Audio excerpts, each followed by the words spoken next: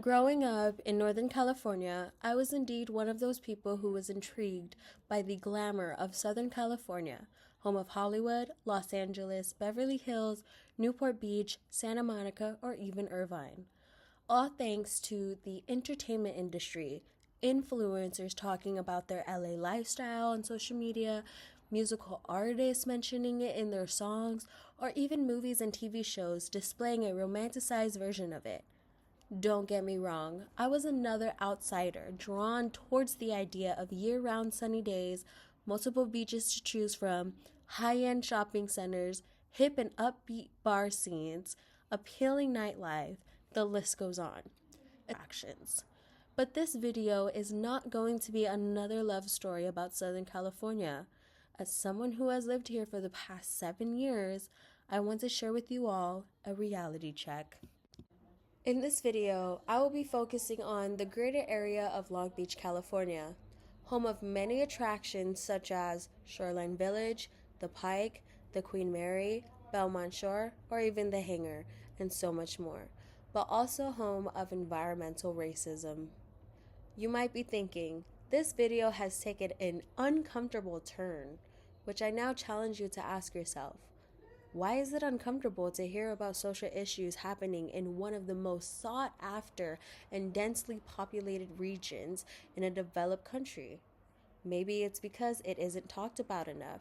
Maybe because it ruins the image that people fantasize about. Why isn't this information easily accessible? What is the media hiding from us? Long Beach is located near the coast in between three freeways, the 710, 91, and the 605, and pertains a lot of diversity, which is made up of 41% Latino, 29% Caucasian, 13% African American, 13% Asian, 2% Islander or Native American, and 2% with multiple ethnic heritages. Also, the home of a lot of pollution. Where does it all come from? Let's take a trip down the 710 freeway towards the coast. You'll find yourself in the upscale, fashionable area of downtown Long Beach. Adjacent to that is the Port of Los Angeles and Port of Long Beach, which are considered major sources of air pollution in the South Coast Basin, contributing significantly to emissions like nitrogen oxide and fine particulate matter due to activities like cargo handling equipments, ships, trucks, and locomotives, with recent reports highlighting large spikes in diesel particulate matter and greenhouse gases during periods of high cargo volume. While efforts have been made to reduce emission, the port community still experiences elevated levels of air pollution compared to other areas. Now let's travel to the center of Long Beach, where you can find the Long Beach Airport. Residents in the surrounding area have made efforts to reduce the noise and pollution that is being generated by constant outgoing and incoming planes, which has influenced the general aviation operations to reduce carbon emissions little by little each year.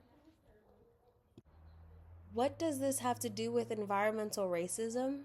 In Long Beach, communities of color and lower income residents often live in areas with significantly higher levels of air pollution, primarily from the nearby port operations, leading to disproportionate health issues like asthma, respiratory problems, and increased cancer risk, even pregnancy complications.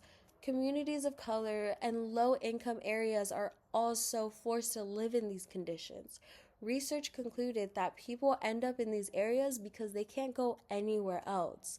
Where you live often determines how healthy you are and how long you live. That holds true in Long Beach, where racial disparities in health outcomes also align with historically segregated neighborhoods.